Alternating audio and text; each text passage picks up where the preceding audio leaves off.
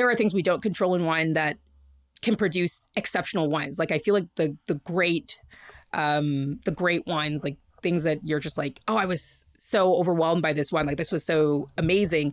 There's something unexpected. There's something things that we didn't plan. Yeah. Things that we're not exactly planning for. But you can also get burned by that. Yeah. And that is one of the risks with things like bread. So when people say barnyard, do they mean poo?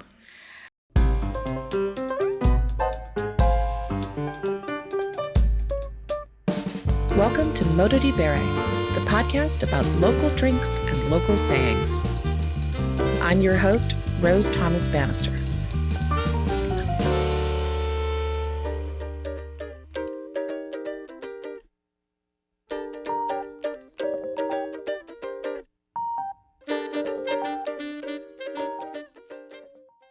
You're listening to part 2 of my interview with Dr. Rachel B. Allison, a wine flavor scientist and blind tasting champion who was recently honored as one of 2024's Future 40 Tastemakers by Wine Enthusiast magazine. You can listen to part 1 of my conversation with Dr. Allison, which was all about blind tasting, on season 3, episode 5 of this podcast. This episode is all about that moment at the restaurant when the waiter pours you a taste of wine and you're supposed to check it for, well, what are you supposed to check it for exactly? We describe the various wine faults and flaws one by one, with Dr. Rachel B. Allison explaining not just what you taste and smell when a wine is faulty, but the science behind how it got that way, so you never have to feel weird about sending a wine back at a restaurant again. If you found this interesting or useful, I hope you'll take a moment to visit patreon.com/mododibere and become a supporter of the show so that we can keep producing it. I really want to talk to you about wine faults. I feel that this part of the wine service ritual, when the waiter or the somm comes and pours a taste of the wine for the host or the person who orders the wine, that's not the moment where you decide, oh, I like this or not. It's where you're supposed to be testing the wine for faults before you accept it to be poured for everyone. And I know that a lot of people, my early wine drinker self included, found that moment like really intimidating. I know that a lot of your research and work has been around wine faults. Mm-hmm. And I'm wondering if you could just explain to us some of the different wine faults that you would be tasting in that moment in the restaurant and how they occur.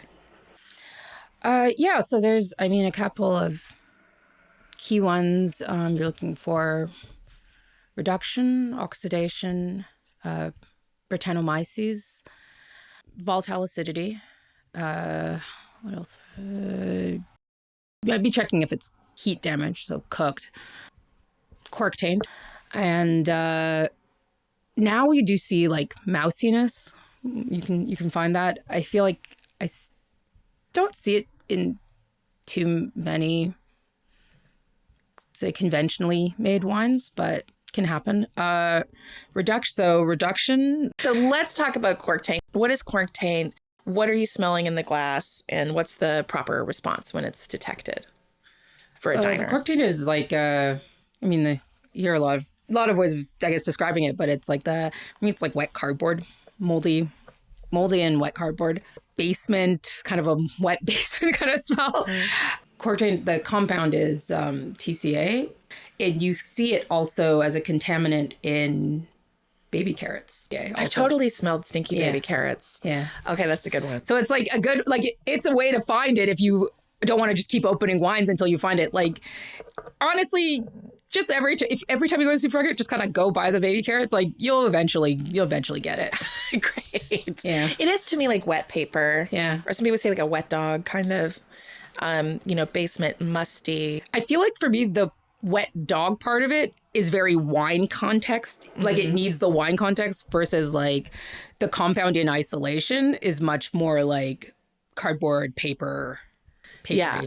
Like if you're walking around the city on recycling day after the rain and like that smell everywhere.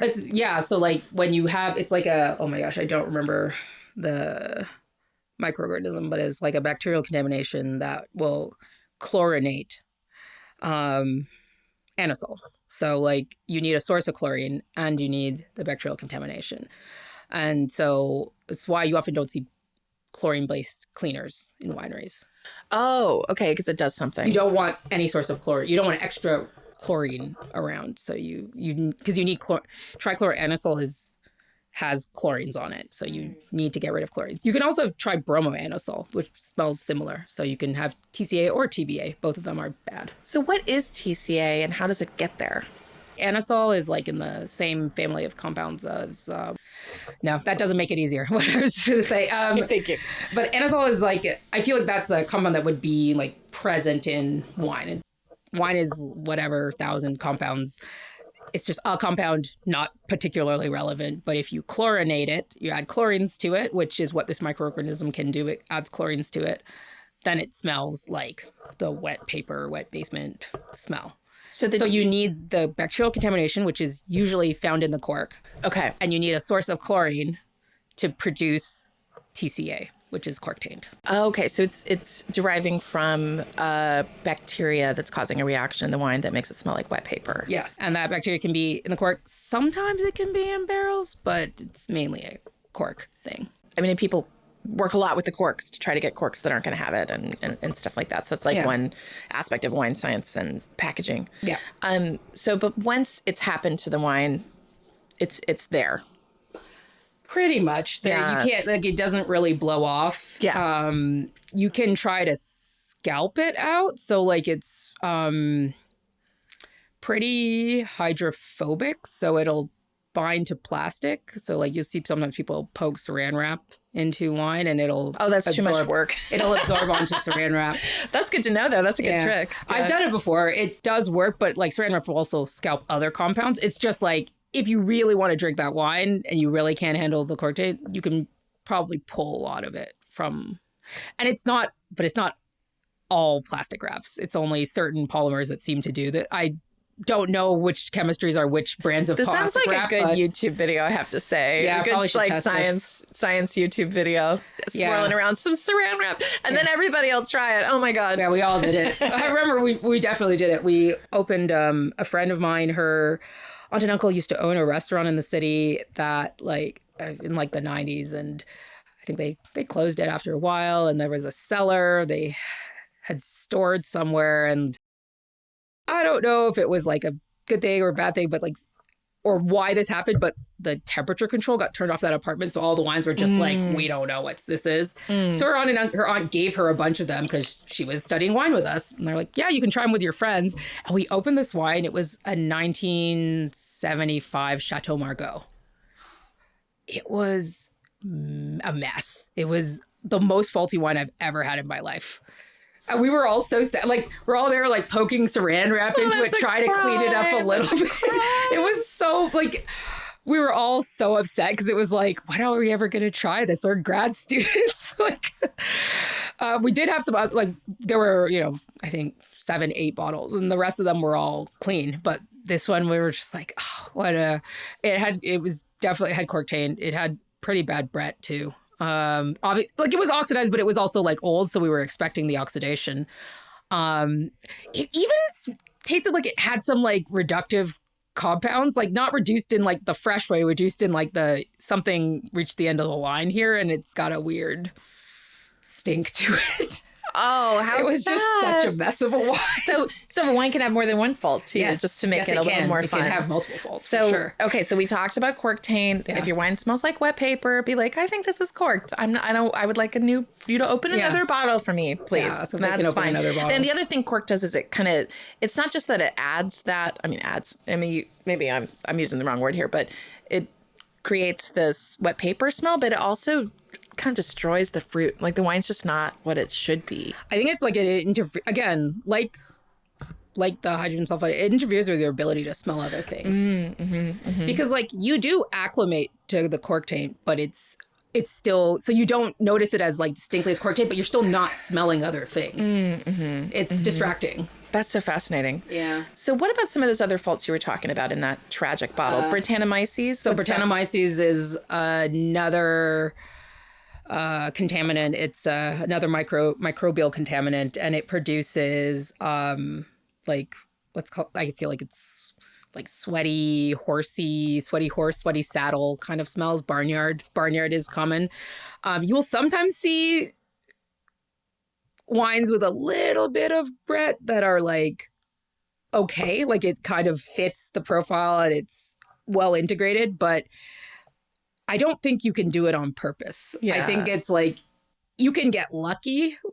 And if you could have a Brett contamination and get lucky and it still works, but usually it's distinctly bad. Not desirable. It's rare that people think it's desirable. I mean, I feel like the big example, the stark example is Cabernet Franc. And it kind of got grandfathered in as local charm. Yeah. Would you consider that to be about the right way to think about Brett? I think it's like a certain, like, we were like, oh, it's a rustic wine. It's like a country wine. And it's like, I think it just tastes like Brett. Like, and I personally feel like it distracts from, like, I think it distracts from the terroir. Like I think there's sometimes a claim that it is the terroir, but I've always felt like it distracts from everything else that's happening. Like your terroir can be Brettanomyces, like that's fine, but like it's not unique. You can grow that anywhere. Brettanomyces will thrive in a lot of places. It doesn't make you unique. I feel like you're doing a lot of work on other things that are not being shown here at all. Brettanomyces is not what you're working on. So where does that fault come in the winemaking process? Is it old barrels? Is it dirty barrels? Often it's dirty barrels. Yeah. And barrels are expensive, right? Yeah. I feel like if you have a Brett contamination in the barrel, it's like you got to get a new. It's very hard to clean out because it can go quite bacteria? Deep. Or is it fungus? I think it's yeast. Yeast. Oh, it's a yeast problem. I think Brettanomyces is yeast. Oh, it sounds like a yeast word. This is my level of science. The myces, I've seen that in other yeast words. Like Saccharomyces. Yes. Yeah. Brettanomyces. Yeah. An undesired yeast. Yeah, it can go quite deep into the barrels, so like into the wood. So it's like very hard to get rid of once you have it. And I went to a symposium about Brettanomyces, and I mean, the takeaway for me was that like the most acceptable strain, like there are different strains of Brett. The most acceptable strains were the ones that were the least Brett-like. So the takeaway is don't get Brett. Like that's it. You might get lucky in the way that there are things we don't control in wine that can produce exceptional wines. Like I feel like the great wines, like things that you're just like, oh, I was so overwhelmed by this wine. Like this was so amazing. There was something on it. There's something unexpected. There's something noble rot. Things that we didn't plan. Yeah. Things that we're not exactly planning for. But you can also get burned by that. Yeah. And that is one of the risks with things like Brett. So when people say barnyard, do they mean poo? Or do they mean I think it's a combination of like animal and to me manure as well. Yeah. But like So that's sometimes kind of like a weird euphemism. sort of sometimes like almost like a smoky smell as well. But like not in a nice way. Not in like a good way, but like a bit smoky. Okay.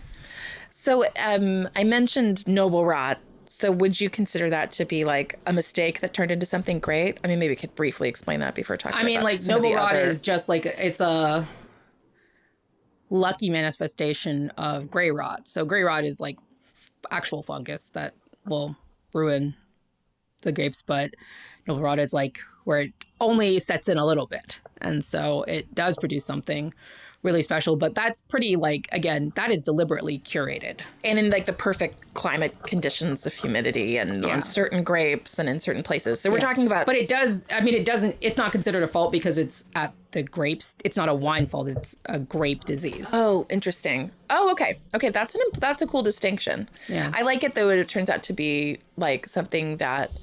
I feel like there's so many stories that I hear like in wine history that it's like, oh, we had to go fight a battle. And when we came back, all the grapes were moldy. So we cried, but we made the wine anyway. And then we discovered Sauternes or something. I don't know. I'm making this up, but I have heard, pieces of that. It's so, like, well, we had this extra stuff, so we just mixed it together, and it turned out pretty good, so we kept mixing them. Like that's probably a lot of that in wine history. And then that's our blend, right? Yeah, definitely. Oh, that's fun. So, okay, so noble rot's is a grape disease, not a wine fault, or not a wine making issue. Yeah. I mean, like, obviously the whole process is winemaking, but like it's not considered a wine fault because it's grape.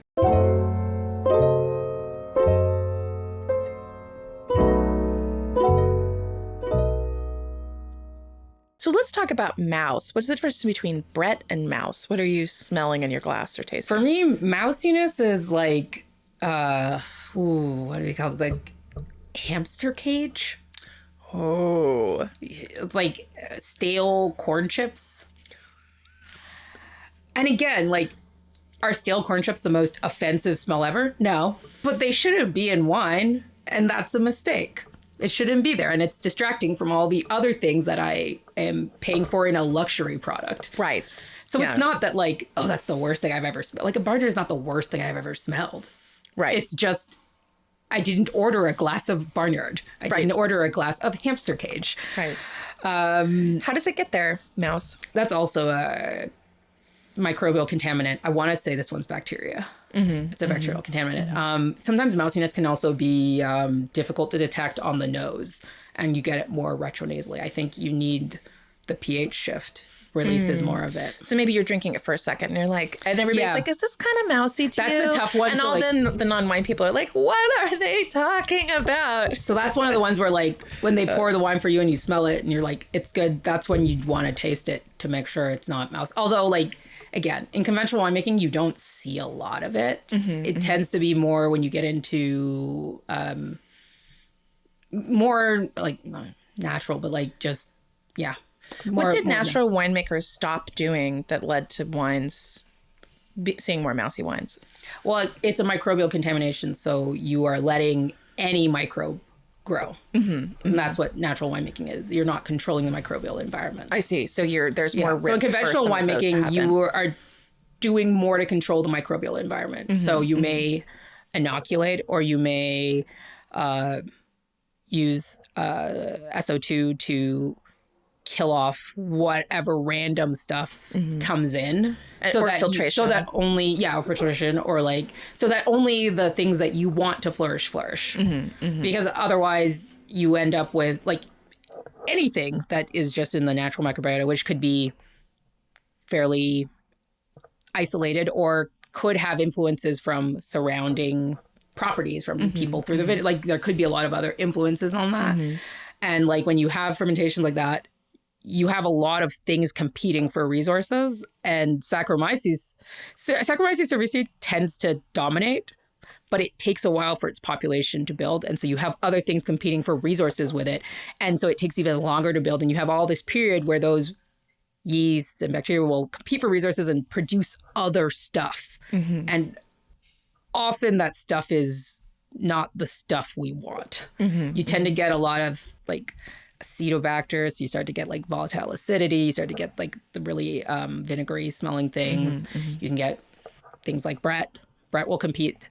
I think particularly, don't quote me on that one, but like particularly, I feel like early Brett might be pretty competitive. As far as like, I'm the strongest in the group. I feel like Brett is pretty competitive just in general, but like, so you have other things that will compete for resources. And also like if other things flourish, Saccharomyces won't grow like in a good way, like in a good consistent way. And that like then you have stuck fermentation, you have sluggish you have difficult fermentations, and difficult fermentations means that you tend to produce off aromas from Saccharomyces as well. Yeah, I love this because I feel like some of the most incredible natural winemakers that I've had like the privilege of hanging out with are like the biggest scientists. So there's this weird thing where you're like, oh, I'm going back to some of these old things and trying to rediscover some of these traditional farm techniques. Like, okay, here we are with horses, but then you talk to them and you like the knowledge of like many of my favorite wines are natural wines. Yeah. It's just the first thing they're telling you is not that they're a natural wine. They're telling you about their good wine. Yeah. Yeah, I think that's a standard that we should have no matter. And I'm like, very fine with that.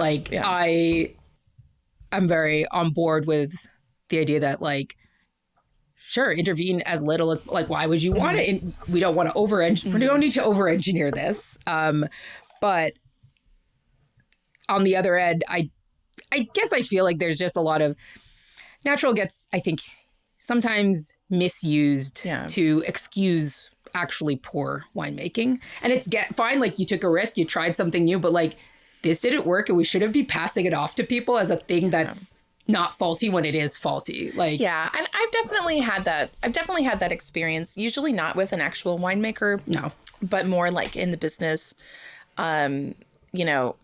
But yeah. So talking about some of the, and I think that the term natural tends to automatically get humans to assume that everything that's not being labeled this way is therefore unnatural and sort it's of like clean evil. wine. Yeah, clean and clean wine? and unclean, and I think it's a little a little moral for me when I don't think something like filtration is inherently moral or immoral.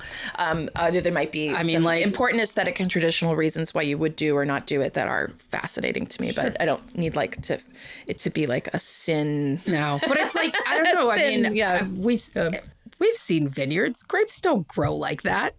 That's not natural. We're working with the environment, but like, that's not natural. It's weird to suddenly draw the line at the seller, be like, oh, but now we're not doing any, we already intervened. We're just going to do our best to be, regenerative and mindful and like sustainable, but like we are already intervening. We're already doing that. Yeah. I will tell you what's really clean is an incredible natural winemaker's winery. Like the amount of pristine cleanliness for any good winery, for sure. I mean, we just say that however people are labeling, marketing, thinking of themselves philosophically. Obviously, as we're talking about all of these bacteria and stuff, the cleanliness is really important, as well as the temperature conditions and all of this stuff from the entire chain with shipping. And this is something that I learned a lot about as I was selling wine and learning, storing wine, aging wine, all of these factors. So I think there's a couple we didn't really talk about yet in faults, which would be volatile acidity was one. Oh yeah, we didn't talk about VA, or we didn't also really explain oxidation or heat. Oh yeah, so VA is it's vinegariness, but also like ethyl acetate. So you get kind of like a nail polish remover kind of smell, like acetone derivatives. I feel like that one's kind of self-explanatory. If it smells like that, it's usually pretty obvious. Although there are a few styles that are higher in VA just from the way that they're made. So you have to kind of know that that's what you're getting into with that style when you order it. And like Sauternes is one of those styles that tends to be high in VA. Interesting. So it's sort of contextually, it's a may or may not be a fault. Yeah, it's the same thing with like reduction. Like some wines are just more reductive than other. Like Sauvignon Blanc is usually made in quite a reductive style because that will help emphasize the varietal styles. Interesting. Like sulfur compounds are sulfur compounds. They're going to be more stable, more favorable in a more reductive environment. I love this term varietal files. It reminds me of my card catalog example, right? Like, ooh, TDN, ooh, pyrazines. Just going down the little decision tree of like varietal styles. Here are the styles. Like, what is varietal files? Well, I'm thinking of like a decision tree of like, okay, we're in sulfur compounds now. Do I want varietal styles or do I want like volatile sulfur compounds? Or like I'm watching this beautiful taxonomic tree just grow in your brain. But where does this term varietal files? Varietal style, it's we use it to talk about thiol compounds that are characteristic of certain grape varieties. So varietal as a adjective, I guess. So a thiol that is varietal would be like the styles of a Sauvignon Blanc. And although a lot of those varietal thiols you also get in other grapes, you get them in Riesling and you get them in some reds as well. It's they can impart like grape 4-MH would be like grapefruit. There's 4-MMP. I think that's like passion fruit. There's where you get into like the gooseberry, cat pea kind of aroma is one of the varietal thiols. Would this be short for like profile or cognate with profile maybe? The word varietal thiol? Or what do you mean? Is it file, like FILE? Oh, thiol. THIOL. Okay, I take back my card. Varietal thiol. Oh, what a lovely word. Thank you. I was hearing varietal file. And I was just thinking about... And I was hearing thiol back. I was thinking about like a rap sheet for each of the... like this isn't... Although that probably does exist also. Okay, thiol. Thank you for teaching me a new word. Yeah. So volatile acidity, this nail polish or nail polish remover. Nail polish remover. Because the remover is smell. acetone, and you want like acetic acid and acetate derivative. You want, Or rather, those are what you get.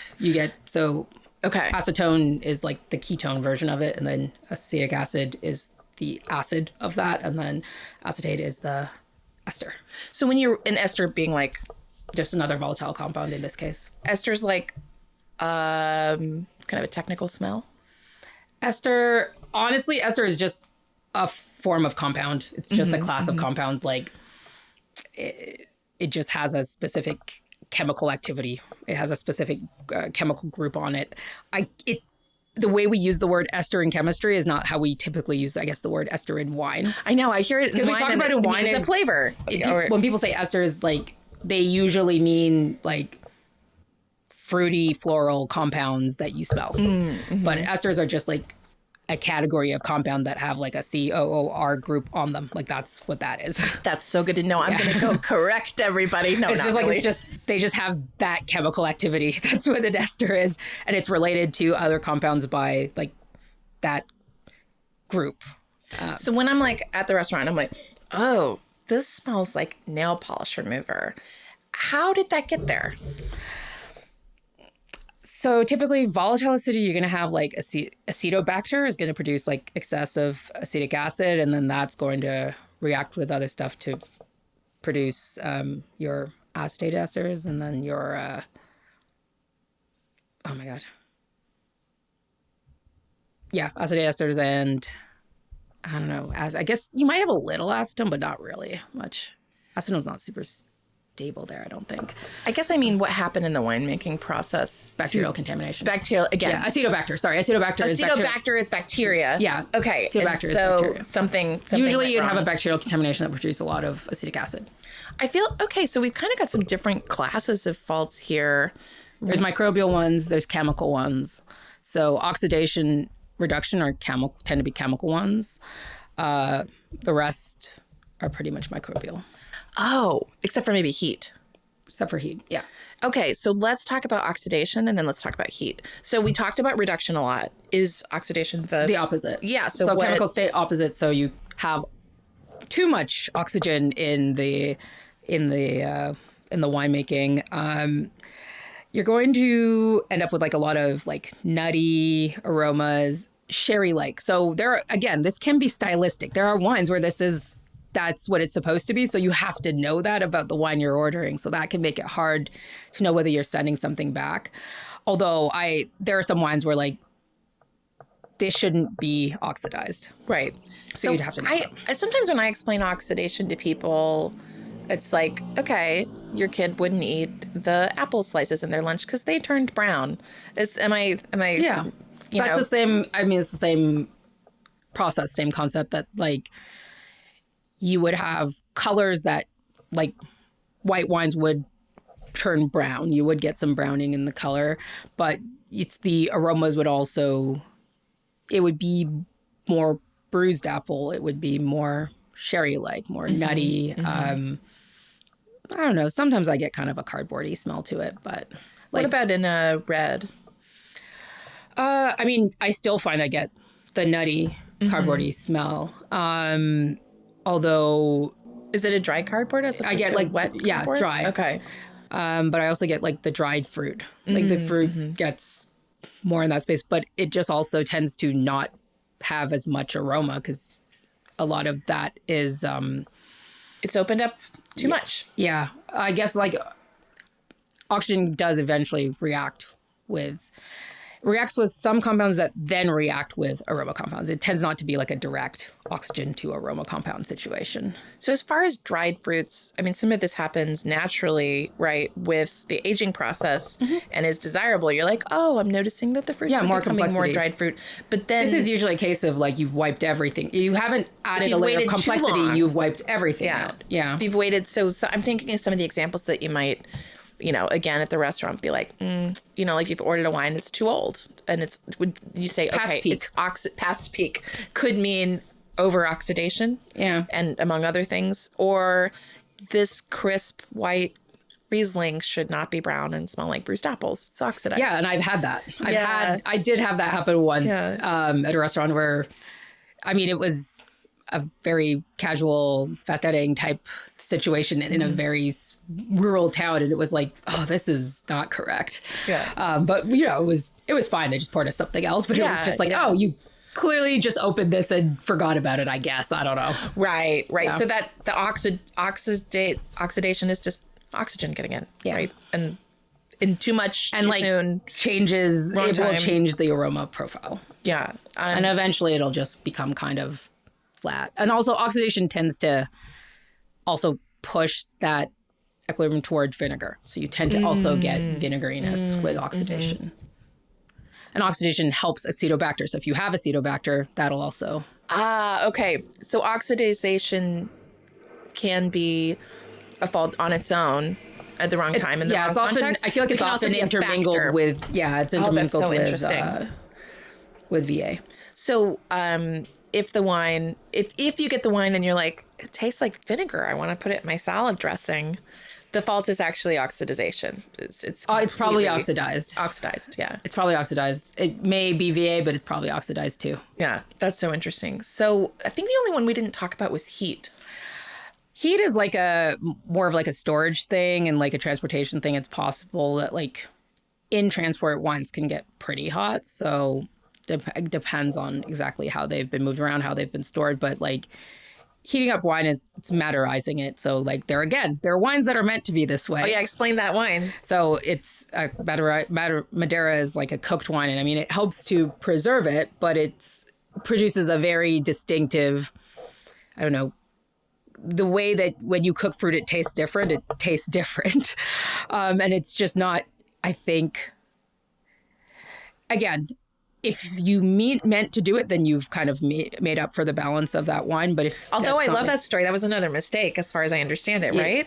I think it was that like the hot side of the ship, of Madeira wine, Madeira wine, was like at the end of the voyage, wines would get cooked, and they were like, actually, this tastes good. And this tastes good, and making them that way on purpose. Am I right about that? Is that the story? I think it did. Was it on ships? A ship thing? I think it did happen on ships. That led to sort of the development of then this vineyard cooking thing.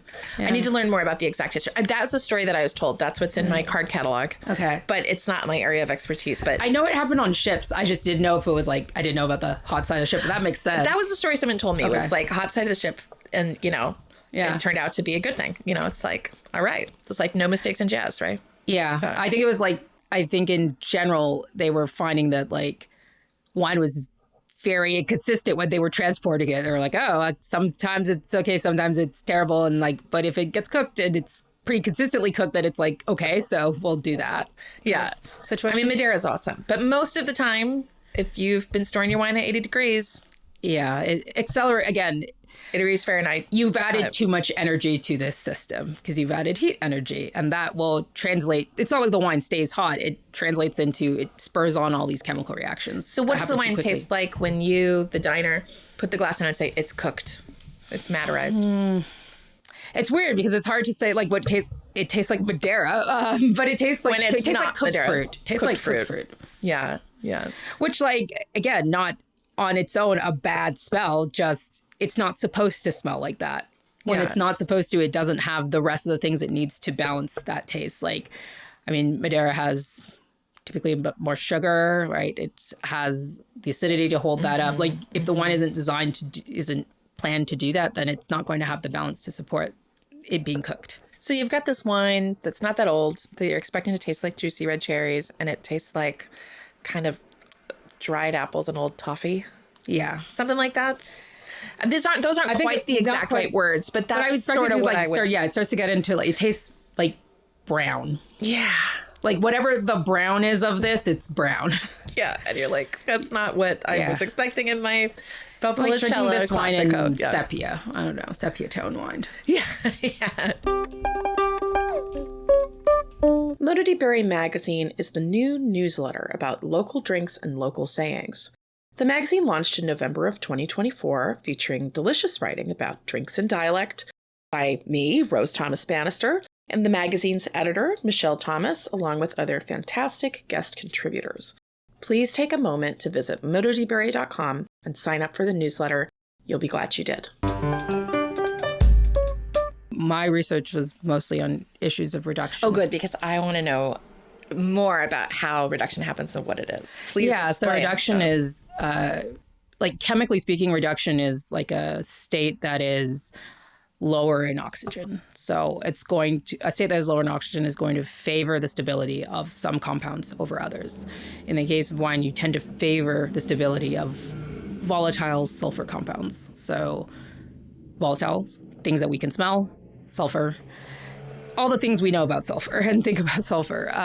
In low oxygen environments, you tend to favor stability of things like hydrogen sulfide, which smells like rotten eggs, and other volatile sulfur compounds. You can have aromas like kind of oniony, cabbagey, burnt rubber, struck match. In a low oxygen environment, those can be more favorable to form. You can also accumulate things like hydrogen sulfide if you have like stuck or sluggish fermentations, you can accumulate things like hydrogen sulfide. You can use copper treatments or something that can cause kind of metastable bound forms that can later release hydrogen sulfide. There's a couple of, I guess, different sources, but it's like if you have a reduced wine, you're going to have hydrogen sulfide. By the time you're smelling it, it's a problem. If it's at very low levels, like I said, like swirling is usually enough to get rid of very low levels of it, but people have different sensitivities to the compound. You can smell it at like half a part per billion. So some people can smell it that low. So is reduction a fault if swirling it is going to dissipate it? It depends on how much. Like I wouldn't call it faulty if swirling it was enough to get rid of the problem, but once it's a problem, you also have this issue where like some of it's going to be volatilized and some of it's insolubilized. So like even as you swirl it, more is going to replace it. So like you have this equilibrium between the liquid and the gas. You would have to do that a lot before you even could get rid of it. And then you also have not just hydrogen sulfide, but other volatile sulfur compounds. It becomes a situation that it's hard to get rid of all of that. So this low oxygen environment, is this something that can happen to the wine through different stages in the whole process of the fermentation to the container, to the shipping? So it's usually like more reductive winemaking. So like low oxygen exposure winemaking, stainless steel tanks, and not stainless steel tanks are bad, but like that's one way that you can keep oxygen out of fermentation. Obviously, there's ways to add it back that people do to, make their winemaking less reductive if that's what they prefer. Packaging plays a big role on whether something is held more in a more reductive state. So in general, we don't want a lot of oxygen getting into our wines, but until we're ready. Until we're ready to open it up and open it up. Until we're ready to like aerate it somewhat. But typically like different closures have different rates of like oxygen ingress, and like that'll make the environment, like again, that'll affect how reductive it is. And I mean, like a good cork closure is an effective seal for the most part, but a screw cap is more reductive and a can is more reductive than that. Interesting. So I want to tell a story about me as kind of an early wine professional pouring for professional tastings. And all of these really experienced people are coming through. And it's my job to open the bottle, smell it, make sure it's okay, and serve it for everybody. And I've definitely discovered just a greater sensitization or understanding of different wine faults from, oh my God, is this an eye test? Is this a trick? I don't know. Shoot, someone said this was corked and I couldn't tell, to now like just after all this time, after all these bottles, I feel quite certain in my analysis. But one of the things I think that confused me a lot when, young Somm and this line of New York City wine buyers going through, there were some faults that were just like, oh, this wine is ruined. I can't believe you served it to me. I mean, not that usually people would be like, hey, you need to open another bottle. And that's all it would be about. It wasn't, I was feeling more bad for missing it than most people ever made me feel. But the other kind of thing is like, oh, this isn't a fault, but more like, I don't know, a bad teenage phase or something, you know, or like just this wine is not in the right drinking window. As well as it can be. There are certain things we can do. It's understandable. It doesn't mean it was a mistake. How would you place reduction in that equilibrium between this wine is ruined and, oh, we just need to shake it up, it's in a weird aging moment or something like that? Does it depend on the reduction? There are a lot of equilibriums in wine. There are some that are not equilibriums. Okay. There is, or rather, like, very strongly one direction. That compound is unlikely to go back the other way.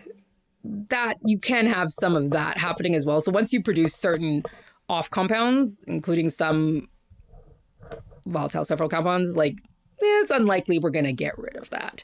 The cat is out of the bag. Yeah.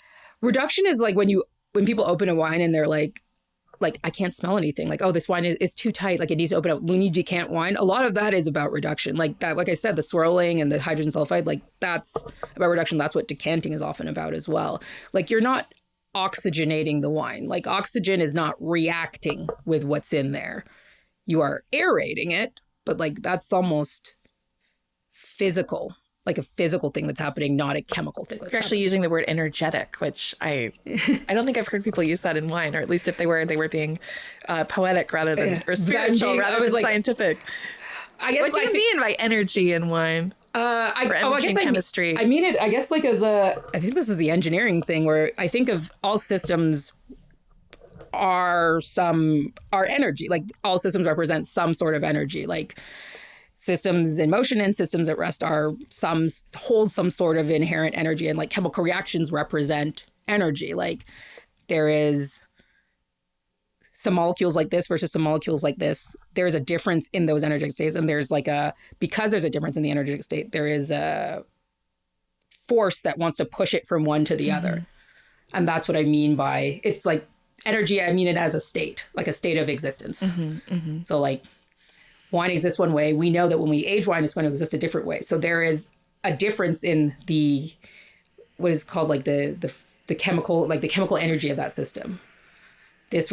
How it exists now, that represents one energy. How it will exist later, because it represents a different energy, and there has to be an energetic change to get it from one to the other. So coming back to our nervous diner, our nervous wine host, who's boldly opened the wine list, ordered the wine, and is now being poured this taste, and it smells like rotten eggs. As a diner, I would personally send back if it was like, this is rotten eggs. And I have smelled wines that are, this is rotten eggs. Like, this is actually a problem.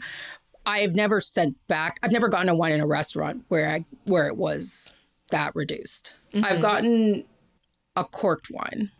So like, again, if it is in fact faulty, you can send it back.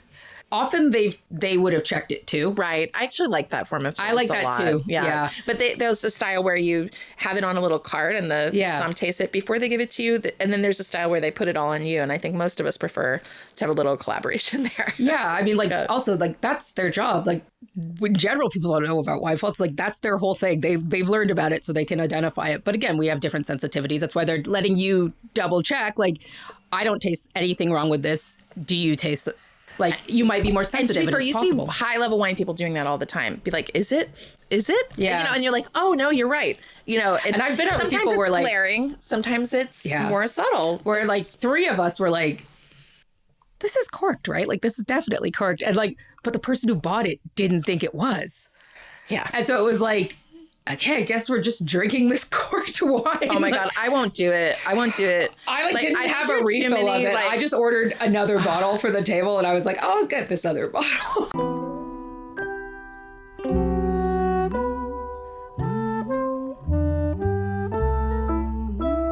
I think we went over the faults pretty well. I just kind of want to say, like, I loved this. This is like bringing me to life. But if it's making you, the diner, feel even more overwhelmed, like, oh my God, just to review, I'm the som, you're the host, I pour you a little taste, and you're smelling this, and what you're looking for, the list of kind of things that would indicate a problem would be rotten eggs, wet cardboard, yep, nail polish remover, barnyard. poo, poo animal hay Yeah. combo, hamster cage, corn chip, or a bruised or cooked fruit characteristic that you would not expect to be there based on what you've ordered. Say like cooked, but like overcooked. Overcooked. Like I feel like that's part of it. It's like it's not, because sometimes a wine can be kind of jammy or like baked pie, but it's like it's not baked. It's cooked in a negative, like overcooked. Yeah. It's overcooked. And at that point, whether you know or understand any of these chemical factors, that's when you slow down and be like, this wine doesn't taste like I expected. Mm-hmm. And what I would say the main thing is, do not feel like you are insulting or offending the establishment or the winemaker or the region that it comes from by saying that. Believe me, any quality place will want to know that they have served you something that isn't acceptable, and will immediately whisk it away and give you something else, another bottle of the same thing, try something different. And that ritual is happening for you as the consumer. And you should, I absolutely not sit there and suffer through drinking a bottle of wine that is flawed and it is not taste good and it's not taste right. And, because what's going to happen then? Maybe you're never going to order that again. I mean, if you're in the wine business, you're going to realize that something was wrong with it. And you're also hopefully going to feel bolder and be like, no. The people who made this wine and the quality establishment that's serving to you want you to appreciate and learn and enjoy and experience this bottle. And if there's something in there that's not supposed to be, like, drinking it is not like a badge of honor or like a favor. It's like really sad. Don't do that. Just slow down. And if you're not sure, ask questions, and don't sit there and drink nail polish remover because you're scared of bothering someone. That's like the saddest, worst thing. And no one in a quality winemaker, salesperson continuum is going to want you to sit there and do that. So just that whole ritual exists so that you don't do that. I don't know. What are your feelings about that? Do you see people feeling kind of shy in that situation? And I think that people are generally pretty shy, and there is also a small portion of people who are too confident in that. Okay, fair. Which, like, they learn just enough to get in trouble. All right. I mean, okay. But if you are at all worried about how you're behaving, then you're fine.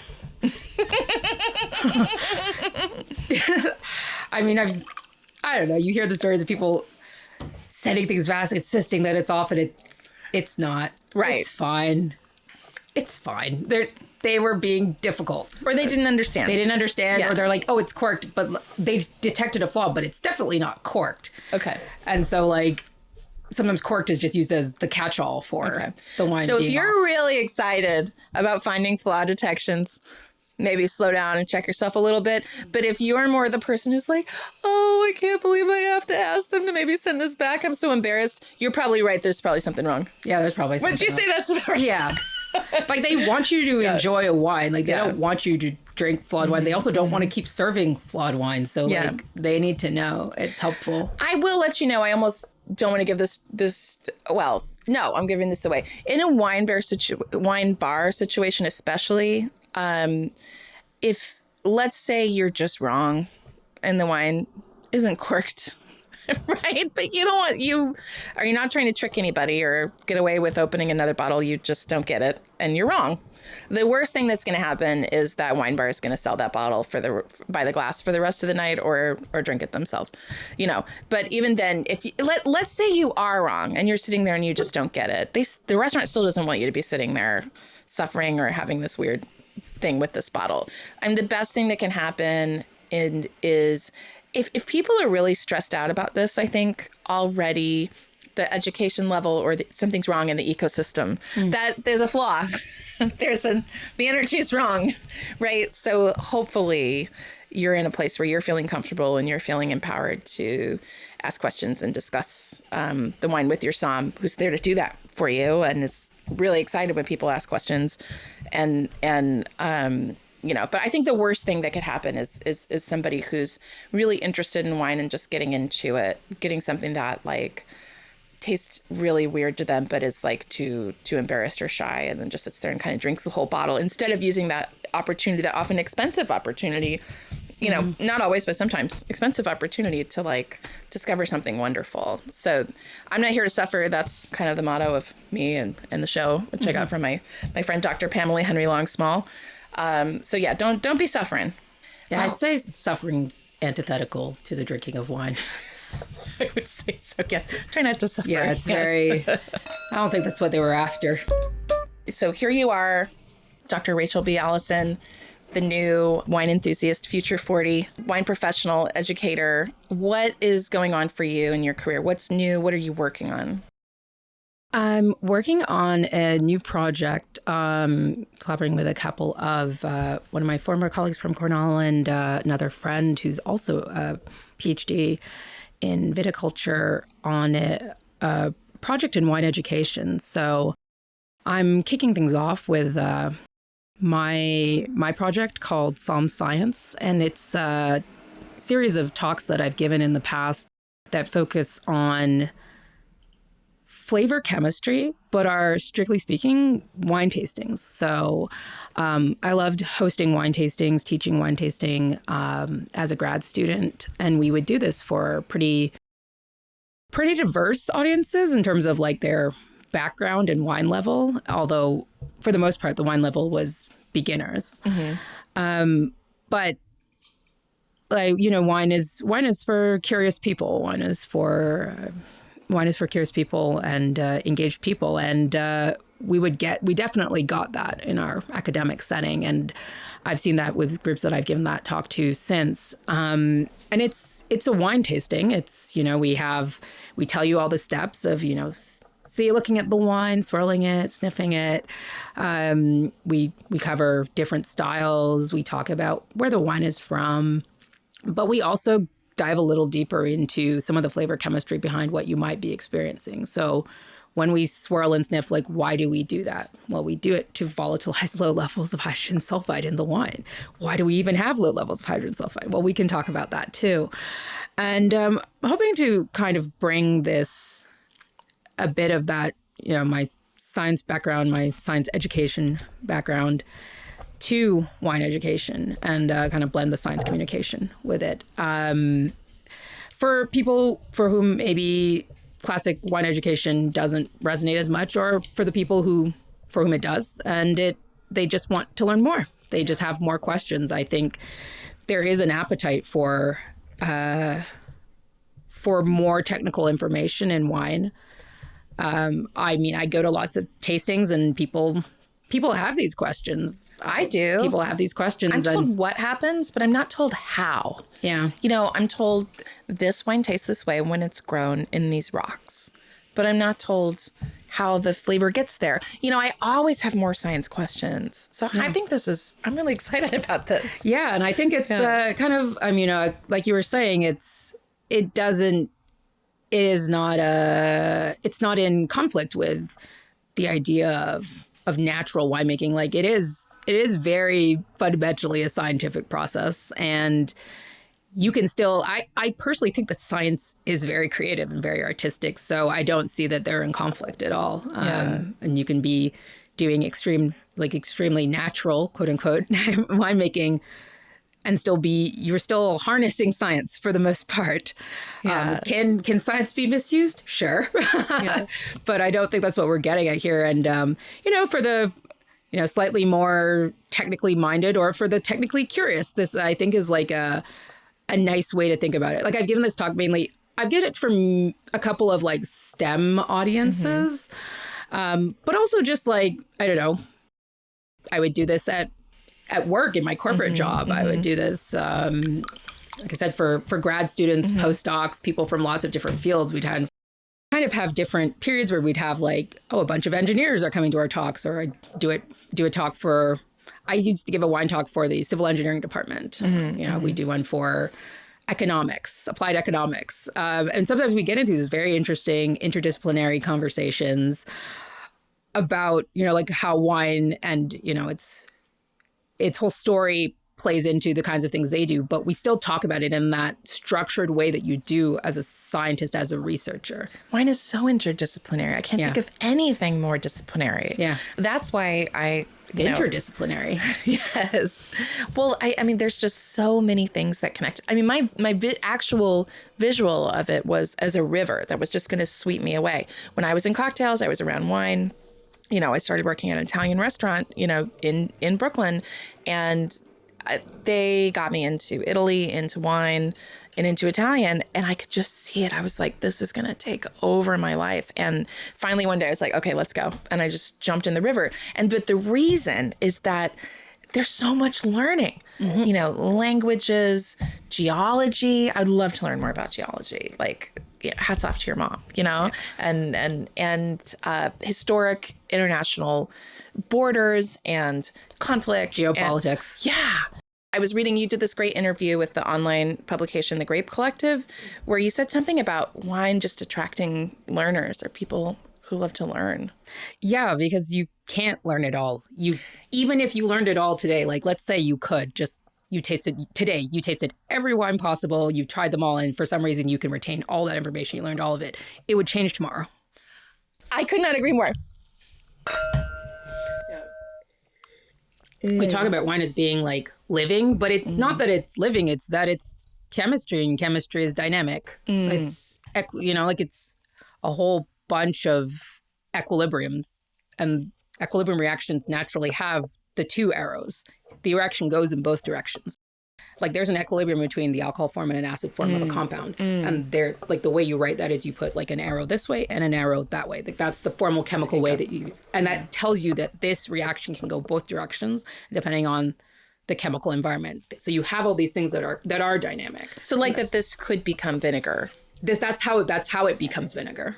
That's how things become like the most stable form of this is the more stable form is vinegar down the line.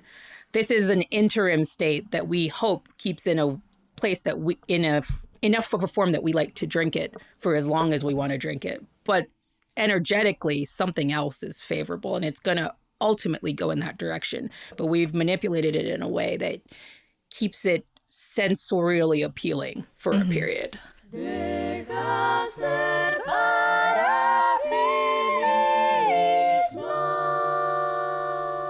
You're entree to science just both with your scientific parents, but also baking, you know, like, and that's beautiful. What have you been baking lately? And what's magically scientific about baking for you?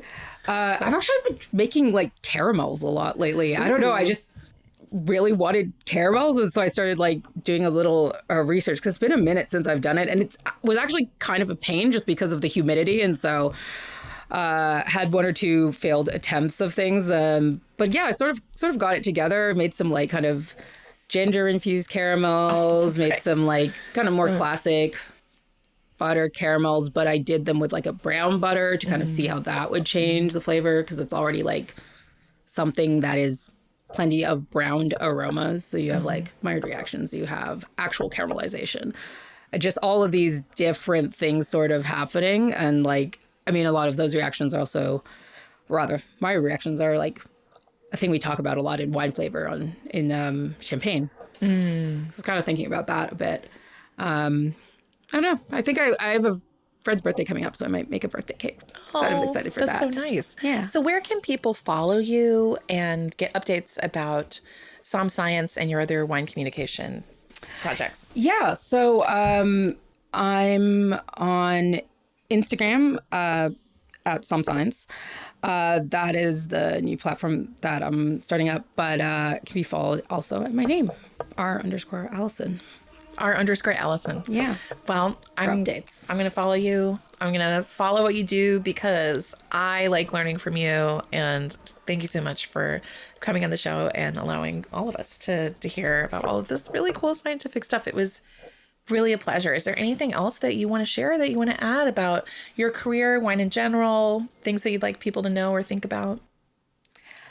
Nothing comes to mind. I feel like we covered a lot of different things. Yeah. Thanks for having me. Thank you. Thank you for being here. To all of our listeners, thank you. And wherever you go and whatever you like to drink, always remember to enjoy your life and to never stop learning. Support us on Patreon. Grab the newsletter at motodberry.com and subscribe to the YouTube channel at MotoDberry to watch the travel show, MotoDberry TV. Music for the show was composed by Ercilia Prosperi for the band Oh. Purchase their music at the link in the notes.